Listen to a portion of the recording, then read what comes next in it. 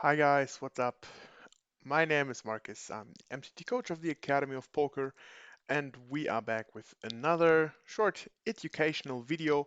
Today, the topic is how to choose between or how to choose the correct bet sizes pre-flop. And yeah, let's jump right in. As always, make sure to subscribe to our YouTube channel, follow us on our social media, and yeah, watch our videos, give them a like, tap the bell so you're not missing out on any of our videos. But yeah, let's jump right into our video. A few things here I'm just going to talk about. I said short video, so you get all the knowledge bundled in just a few slides. Starting with position and stack, because they are of course really important, and just the key facts here. So first, of course, you have to know the effective stack. Effective stack, I mean, that's the person that has the lowest available chips on the table right now. So if you're sitting in middle position and two people folded, you just have to look at the people that are behind you. So if there's somebody with 10 big blinds or everybody has at least 30 big blinds, that will make a difference about the sizings. Also, look at your own position, of course. Um, for example, if there are different player types, if especially in the blinds, and if you're in late position, then you will basically only have the blinds or maybe even the button then to play against. And if you know, according to your stats you have throughout your software, you know that they are just folding a lot. Anyway, you don't have to make it that big, but if they like to play a lot, you can maybe make it a bit more expensive, so at least they toggle down their range a little bit, because otherwise they will just call like 100% of their hand because they just want to see it. But if you make it 2.5 big blinds instead of 2.1 big blinds, for example, then they might think, okay, that's a bit more than usual. Maybe I will not call everything. And this kind of helps you on a lot of flops, because then you can tell them, okay, he's probably not going to call 8 deuce offsuit. For example, if the flop is ace 8 deuce, it's not that effective, or it's not going to happen that often that he's going to have 8 deuce offsuit here, which he would call if you just make it two big blinds. So just as a little example here. And yeah, as said, so if the player tends to fold less, make it a bit bigger. If he tends to call less, just you can raise it a bit smaller. And now to the more important part, because that's always like the main giveaway or the takeaway you can get here, uh, the different sizings you can use. And for that, you can just make a copy or take a screenshot of this. Um, as said, it always depends on the effective stack size. So you see if you have 50 big blinds or more, and that's the effective stack. That will probably happen if you are in the just in the first hands of a tournament where everybody starts with the same amount of chips, and you all have 100 big blinds or something around that. Then you can go for 2.5 big blinds, or maybe even 2.6. But 2.5 is like the rule of thumb here. And then you see it's getting down a little bit. Of course, if the sizes are, or if the stack sizes are smaller, then you should also go down in your open raise sizings. And it comes down to 15 big blinds or less where you open push. Of course, this is not if the effective stack has less than that, but in this case, it's when you have 15 big blinds or less. Because of course, if there's another player with 60 big blinds and you just open push 40 big blinds because there's a player with 10 big blinds behind you, then you're making a mistake. Because so keep that numbers in mind. That will help you, because in that way you will not raise too much. You might see people that do 4 big blind open raises, 3.5 big blind open raises, or sometimes even 6 big blind open raises. And yeah, with those sizings, first, you're not gaining any value if you do it only with aces or kings, because people just pretty much know that you have a strong hand, and so they fold. And even if you're afraid to see a flop because you have bad experiences, yeah, that's just bad play, because you're just missing out on winning chips. And if you're afraid to play those hands because you get sucked out on them sometimes, then you're probably in the wrong game. So you have to you have to adjust to that. And if you only raise your good hands this big, and the worst ones normally like 2 or 2.5 big blinds, people will easily know that after playing 20 minutes with you. And yeah, then you will have a really hard time to continue.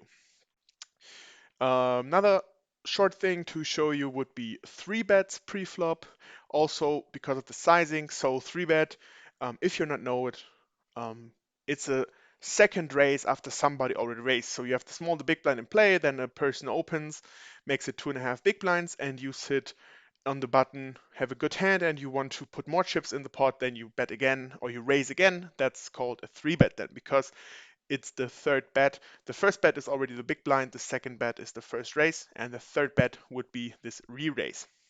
And it's just easier to say 3, 4, 5 bet than re-raise, re-raise, etc. And here again, you see it always depends on the stack sizes, what you should bet. IP, OOP stands for in position and out of position, because it's always easier to play in position as you see the action of your opponent on the flop before you have to act. So therefore, you don't need to make it that big because you have that position advantage.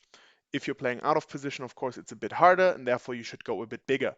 And here on the charts, you just see the the rough sizings that you should choose. Again, it's about the effective stack and play then.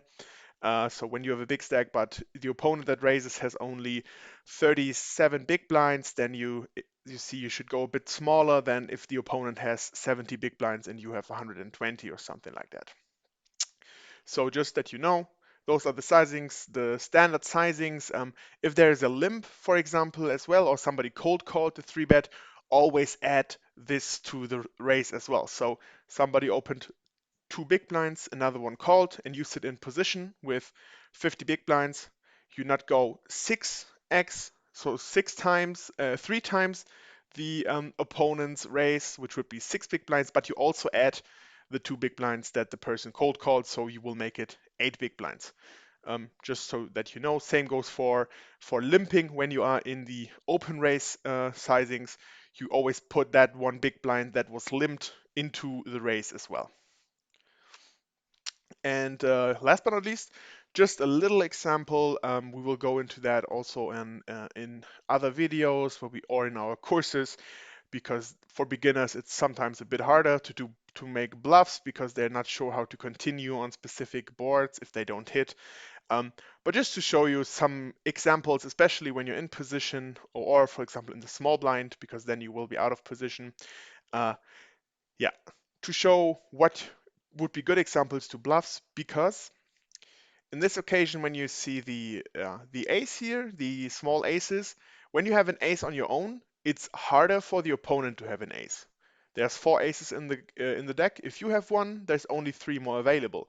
So the chances of the opponent having an ace are of course lower than if you don't have an ace on your own.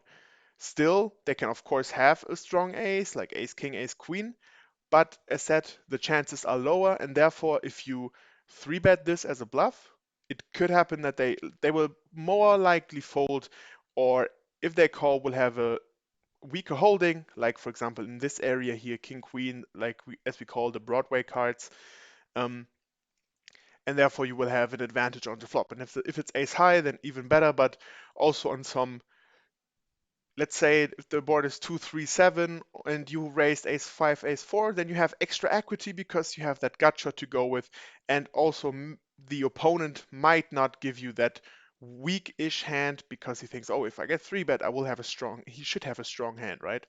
So that's good. Same goes for those Broadway cards here, because then again, you also block, like you don't block an ace in that occasion, but you block all the Broadway cards. So it's harder for them to have queens, to have kings, to have jacks, to have tens, for example, or to have ace king, ace queen when you hold these hands, because you take away one of the 4 available cards in the deck.